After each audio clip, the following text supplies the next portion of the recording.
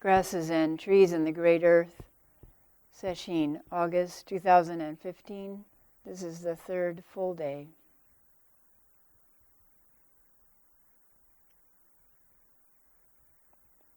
Have you been enjoying the water element in the body, outside the body? The flowing quality in the mind, noticing stickiness in the mind, cohesion.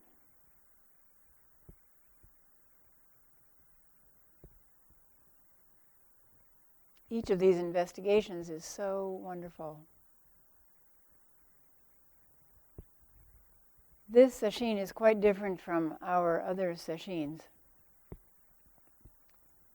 Typically we sit together in the zendo in sesshin for 6 to 8 hours a day, and the determination spirit of the group grows day by day until it becomes quite palpable when you walk in the room. As each person's mind settles, there's a synergistic effect when we sit this close together for this long.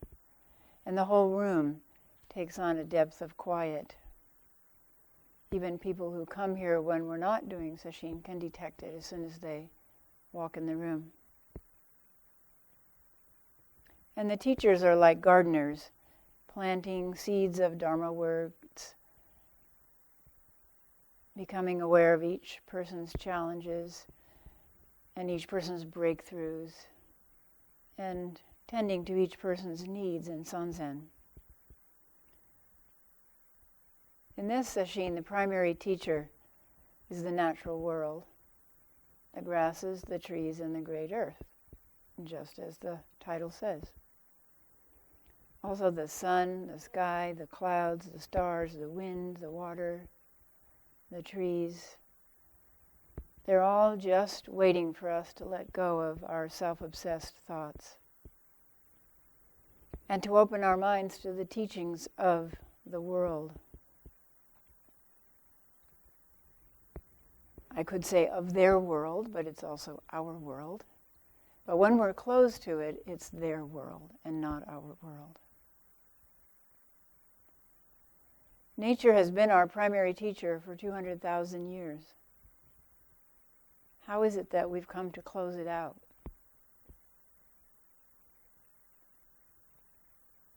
For 200,000 years, we didn't spend all day in little boxes with climate control. We spent most of our day outside, gathering or trapping things to eat, firewood to keep us warm, and the raw ingredients for making things that were essential to our survival. Obsidian for spear points, arrowheads, things for weaving baskets, for making clothing, for building our little shelters. We were completely in tune with the natural world. One of the intelligences that people have, so there are at least 8 intelligences. So there's musical intelligence, there's mathematical intelligence, there's artistic intelligence, there's kinesthetic body intelligence, athletes.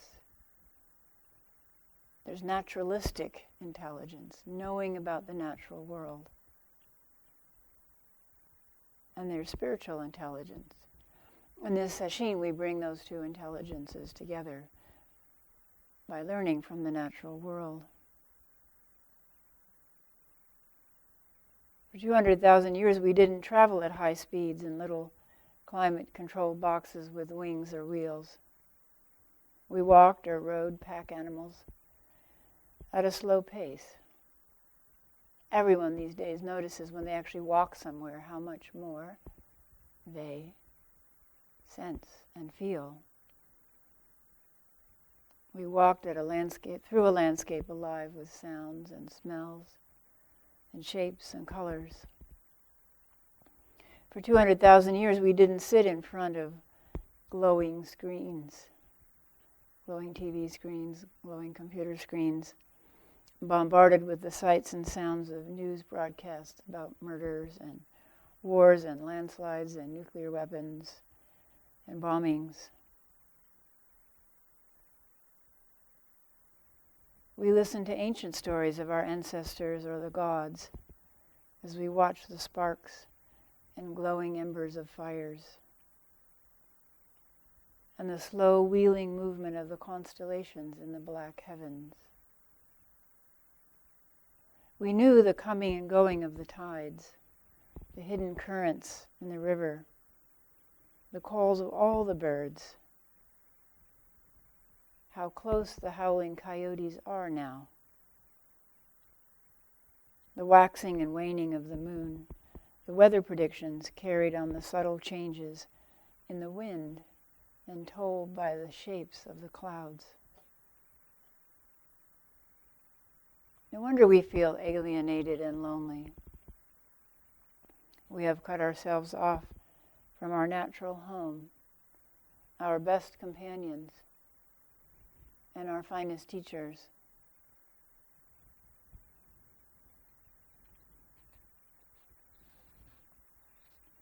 We have to buy special equipment at REI and do artificial events like camping or hiking trips in order to touch the comfort and wonder of this world again.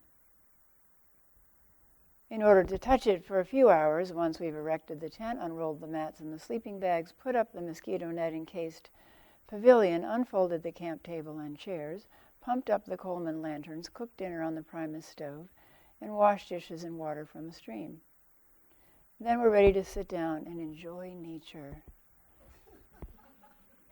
for 10 or 15 minutes until the cell phone rings.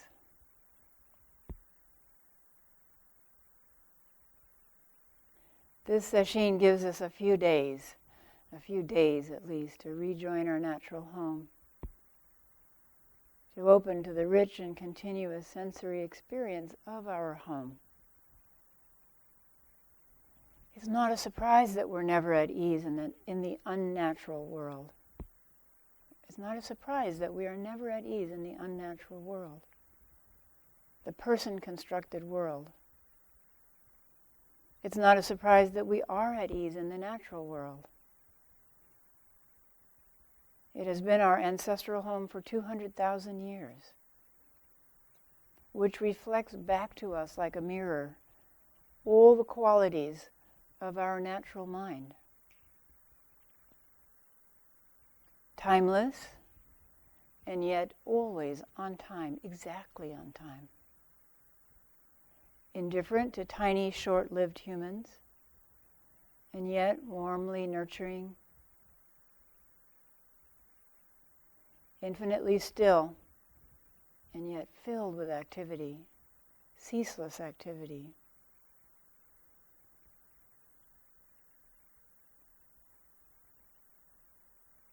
The natural world reflects back to us like a mirror all the qualities of our natural mind.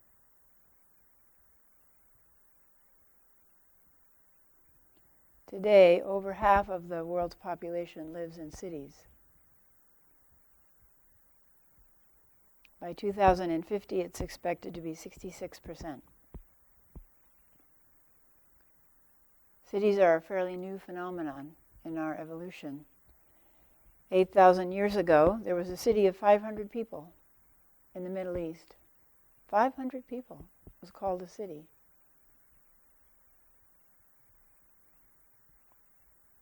A 1,000 years later, there were a few cities as large as 1,000 people. That's smaller than Klatskanai. 2,000 years later, there were a few cities as large as 3,000 people in the Middle East. A few cities of 500,000 to 1 million people appeared around the time of the Buddha and Christ. That's just 2,500 years ago. Cities in the Middle East, cities in the Orient. Tokyo has now 38 million people. 38 million people.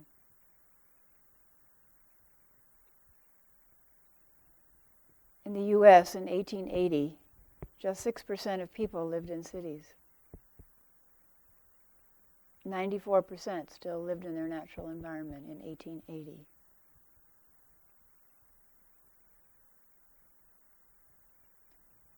In 1920, 50% lived in cities. In 1990, 75% in the US lived in cities.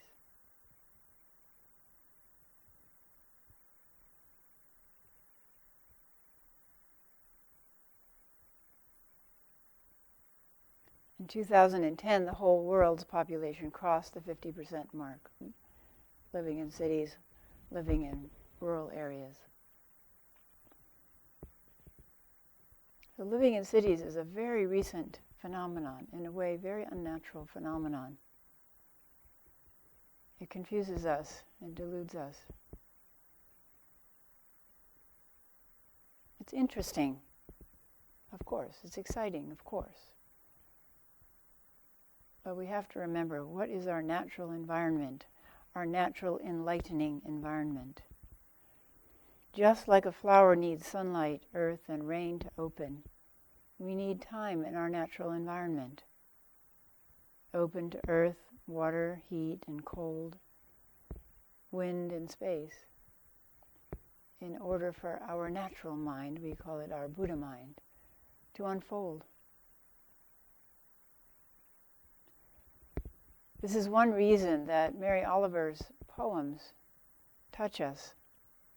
She speaks from intense intimacy with the natural world.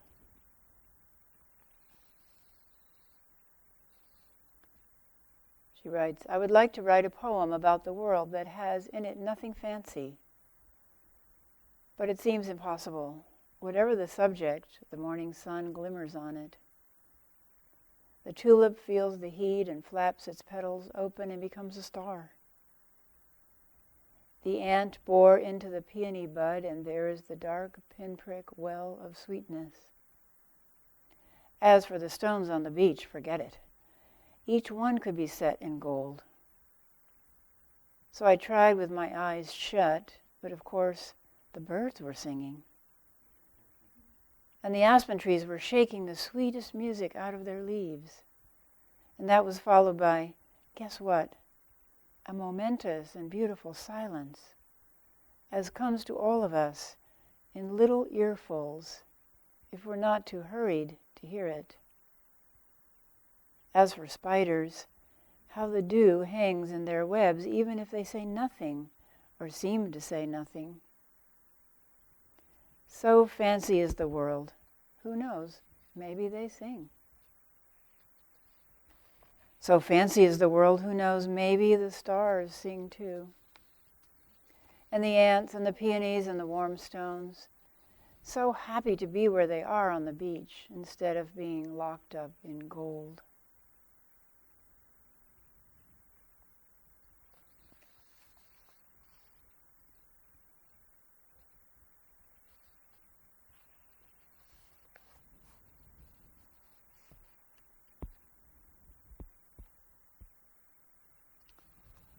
That's from her book, Why I Wake Early. In case you were wondering why we wake early.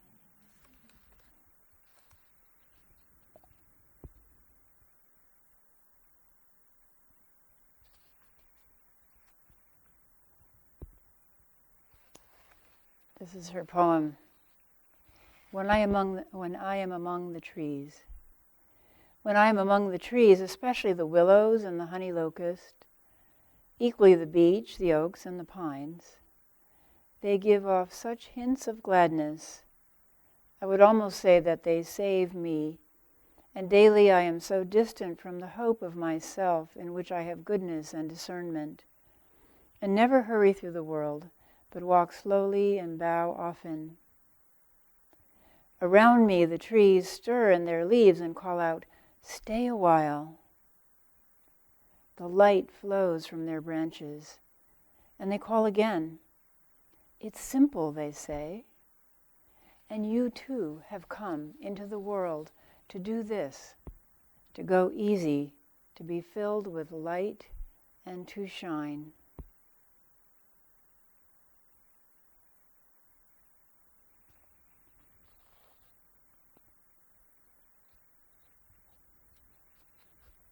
This is what Mary Oliver says about poems. The poet must not only write the poem, but must scrutinize the world intensely. Or anyway, that part of the world he or she has taken for subject. If the poem is thin, it is likely so, not because the poet does not know enough words, but because, just think of your mind, how many words does it have in it? But because he or she has not stood long enough among the flowers. Because he or she has not stood long enough among the flowers and has not seen them in any fresh, exciting, and valid way.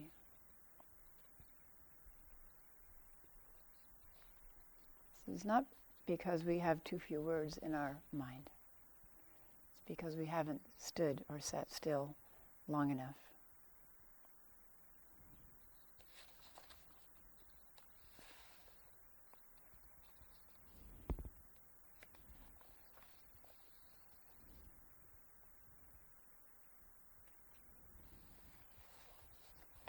Tried to pick a few of her poems and the computer decided to print them all out. Mm-hmm. So you'll get more.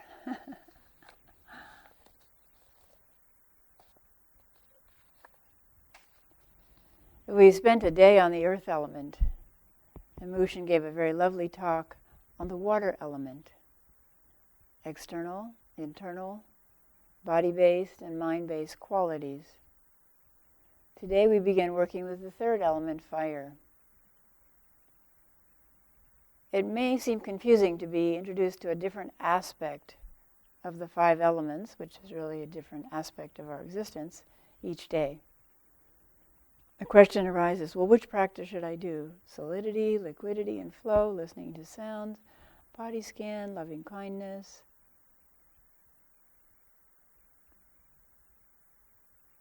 Every practice that we do is aimed at the very same outcome, liberation. Every practice that we do is aimed at the same outcome, liberation. Freedom from unnecessary suffering. And once the turbulence that suffering causes in our being settles, a blessed life. A blessed life.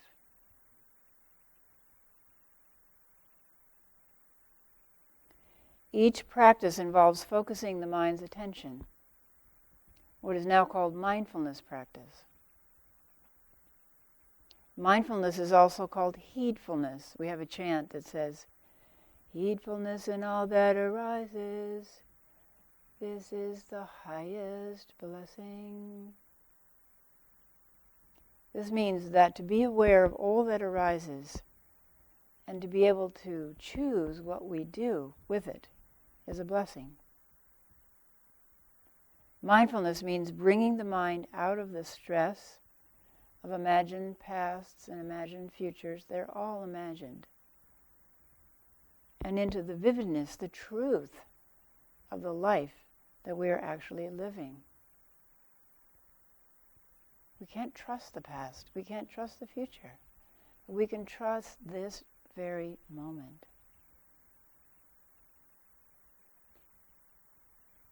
John Kabat-Zinn says to show up for our life. That takes courage, to show up for our life.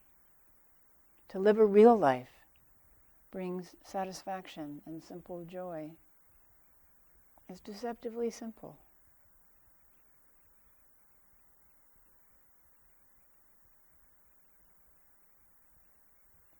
And the trees and the leaves are telling it to us all the time.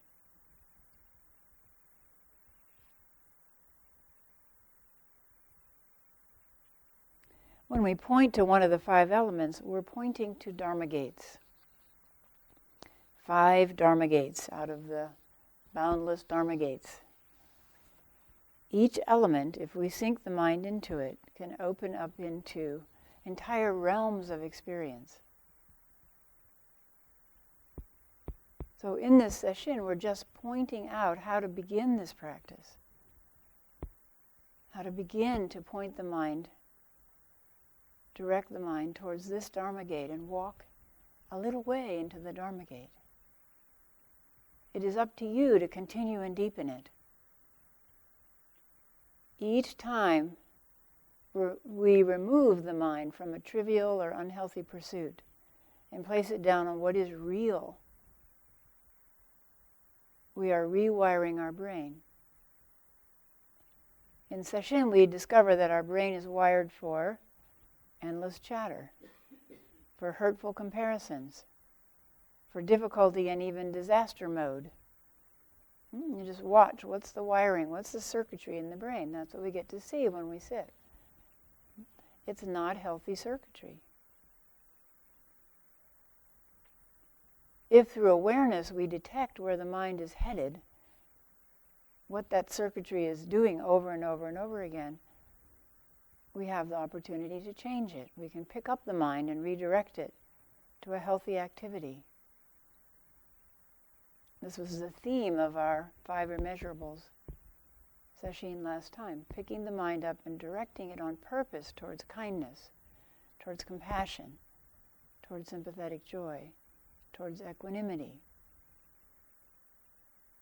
So the stability that we perceive with the earth element, that's the same as the equanimity we were talking about last session.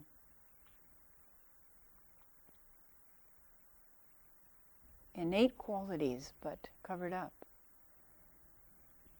So if through awareness we detect where the mind is headed, we can pick it up and redirect it to a healthy activity. It's just like pulling a 2-year-old away from an electric outlet and towards a box of crayons. Like pulling our mind away from the destructive voice of the inner critic and towards the activity we called loving kindness. After a while, we discover that we are doing loving kindness automatically. We've rewired the circuitry in our brain. We're doing loving kindness automatically when someone coughs, or we hear someone cry, or when we hear today's news about the firefighters who were killed in eastern Washington yesterday. Today's element is fire. We begin with the external element, heat and cold. And we ask our mind to investigate heat and cold by asking ourselves questions. So we have to ask ourselves questions to direct the mind to the subject of our meditation. So close your eyes. Does this room feel hot or cold? Or neither? How do you know? Whatever you choose, how do you know that it feels hot or cold? What is the raw data? What is the raw sensory data that the mind interprets as hot or cold room?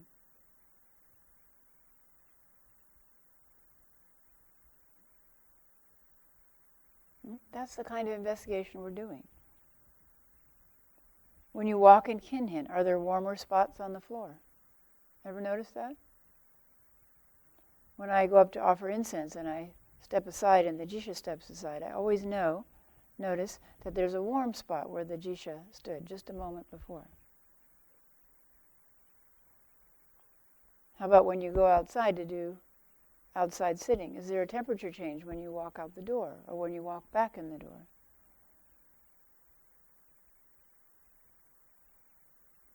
How about when you go outside and walk in the meadow?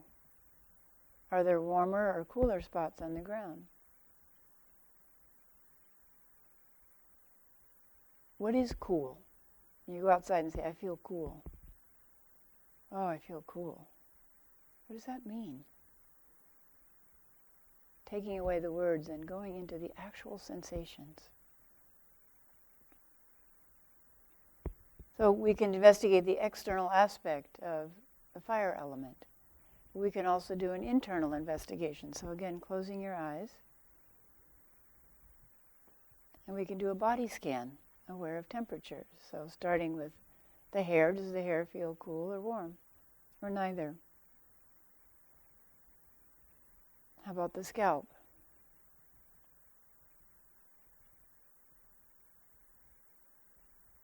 Is the scalp all over the same temperature? How about the eyeballs? Cool or warm? Or neither? What exactly is the sensation that you're detecting? How about your nose? Cool or warm?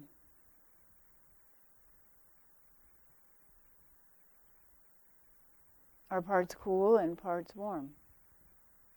And what's the difference? How does the temperature change with breathing? Bringing awareness to the mouth. Is the mouth cool or warm inside?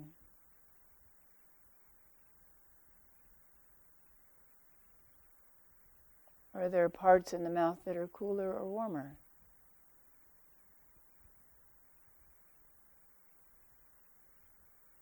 How about the hands? Are the hands cool or warm? And the feet? Are they different from the hands?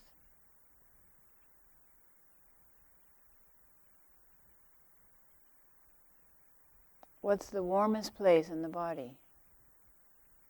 We scan through quickly now, not part by part, but we scan through quickly. Where's the warmest place in the body?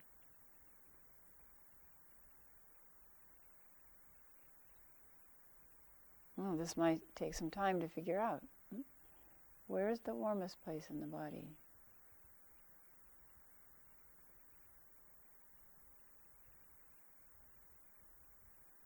Where's the coolest place in the body?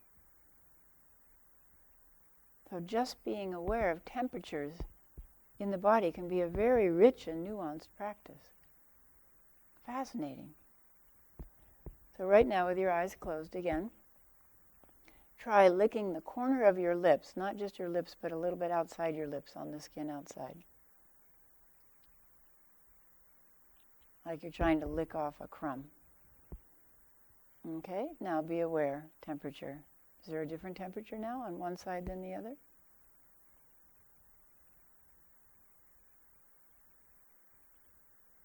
Bringing your awareness to the sensations of temperature in the place you just licked.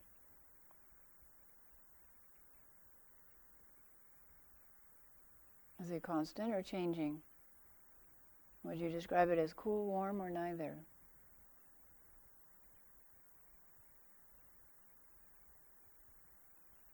And if you stayed with it, how long do you think it would last?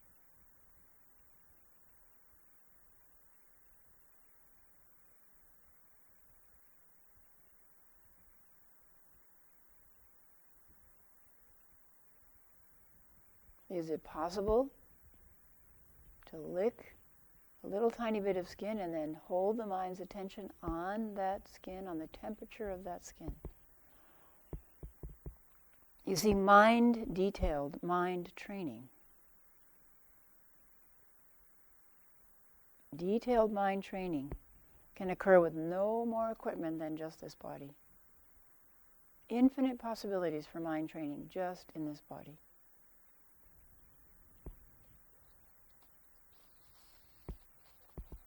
So there's a koan about this.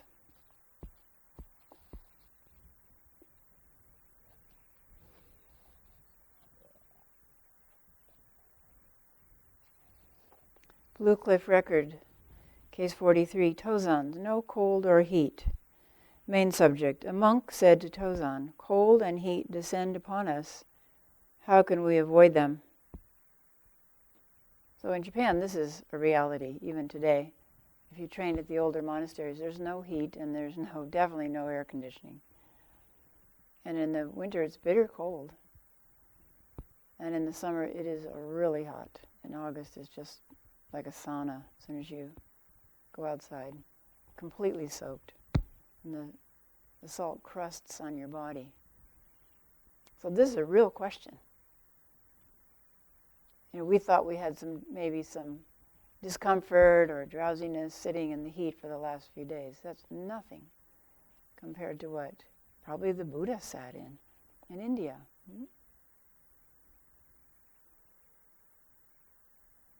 Cold and heat descend upon us. How can we avoid them? I love the word descend, translated descend, like, oh, it's a plague. It's like something really bad is coming. Cold and heat descend upon us. How can we avoid them? Chozen said, why don't you go where there is no cold or heat? The monk said, where is the place where there is no cold or heat? Chozen said, when cold, let it be so cold that it kills you. And when hot, let it be so hot that it kills you. Of course, he's not talking about literal heat stroke or frostbite or freezing to death. He's talking about something different.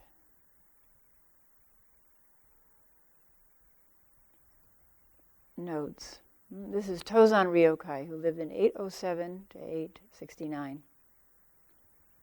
One of the most distinguished Zen masters and one of the founders of the Soto sect.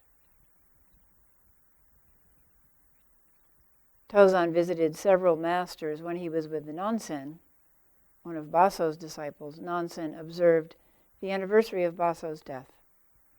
But we do this here too. We observe the ancestral dates, the anniversaries of some of our founders' deaths in a special ceremony.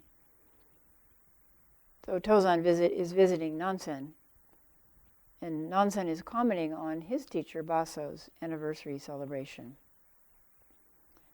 Nansen said to the assembly, will Baso come back to us? Will Maezumi Roshi come back to us? Will the Buddha come back to us? Chozen said, if there's company fit for him, he will. That's an admonition to us. If there's company fit for our Buddha nature to emerge, it will. When Chozen was studying with Isan, he asked Isan about another teacher's saying, sermons by insentient creatures. So he had heard this phrase from another teacher, ancient teacher, sermons by insentient creatures. And he asked his teacher, Isan, about it. Isan said, sermons by insentient creatures are given here for us too, but few can hear them. Chozen said, I am not yet certain about them. Would you please teach me? Isan said nothing but raised his hosu, his whisk, straight up. Chozen said, I don't understand. Would you please explain it to me? Isan said, I would never tell you about this with the mouth given to me by my parents. We try giving Dharma talks to tell you about it with the mouth given to us by our parents, but we hope that actually the mind and mouth given to us by our parents is moved out of the way, and there's something else speaking through us, at least partially. So Isan suggested that Chozen visit Ungan. Coming to Ungan, Chozen asked, who can hear the sermons of insentient creatures? Insentient creatures can hear them, answered Ungan. Someone asked me yesterday, I was talking in the group about using teachers as trees. Using trees as teachers. So this is very important. Finding you can use us as trees too, I guess. Finding a tree to sit under, and I mean close under, I mean right up against. Not just under, like, oh, it's shading me, isn't that nice? But right up against, really intimate, skin to skin with the tree. And when you do that, after you've been sitting there for quite a while, maybe even days up against different trees, then the mind gets quieter, then you can ask the trees your essential question. And the mind has to, you have to wait until the mind is quiet, because the mind has to stay quiet and just listen. And part of that is reaching your awareness up to the very top of the tree, and reaching your awareness from within the tree down into its roots and down into the earth. So becoming the tree's awareness. Trees are aware of each other. There's scientific evidence for that. Trees are aware of each other. So are they aware of us? And if so, how? And if we ask them a sincere question and keep our mind totally receptive, as light as a shadow dancing on the grass. That's how light we want to make our human minds. As light as a shadow brushing across the grass. Then we might hear the sermons of insentient creatures. Or sentient creatures. Maybe there are no insentient creatures. So Chozen is plagued by this question, who can hear the sermons of insentient creatures? Ungan answered, insentient creatures can hear them. Chozen asked, why can I not hear them? Ungan raised his hosu straight up and said, do you hear? No, I don't. Ungan said, don't you know the sutra says birds and trees all meditate on the Buddha and Dharma? At this, Chozen suddenly became enlightened. He wrote the following verse, wonderful, how wonderful. Sermons by insentient creatures. You fail if you listen with your ears. Listen with your eyes. You hear them. Listen not only with your eyes, listen with your entire being. Chozen's enlightenment is very touching to me. And I hear that you can still hear the bridge where this happened. The stream and the bridge where this happened in China. You can go and visit it. And this is a lifelong koan for me. I keep going over it and going deeper into it all the time. Chozen continued practicing Zazen carefully with close attention. This close attention characterized his Zen and his school and made him a great master. He was ever watchful. And one day when he was wading a stream, actually, the version that I know is he was crossing a stream on a bridge. He saw his shadow cast on the water and experienced his great enlightenment. And this was his verse on that occasion. Long seeking it through others, I was far from reaching it. Now I go by myself. I meet it everywhere. It is just I myself, and I am not itself. Understanding this way, I can be as I am. What did Chozen see? What did he see when he saw his shadow on the moving water? Don't accept a simple, shallow answer with any of these koans and go deeply in. This koan points to the deeper internal element of the fire element, the fire that burns brighter within us day by day. As we sit, the energy that moves us towards enlightenment. The laser-focused attention that can light the internal crematory furnace into which we can cast all delusion. This koan speaks to the intense cold of utter emptiness. The intense cold of utter emptiness. And to the hot, bright sparks of all that flows out of that emptiness, like endless showers of fireworks. Please become intimate with the fire element, with heat and cold. Let it burn you away. Do not be satisfied until the separation that keeps you lonely, until all the hurtful voices, until the little box of self that keeps joy locked out, are all consumed in the fire of practice.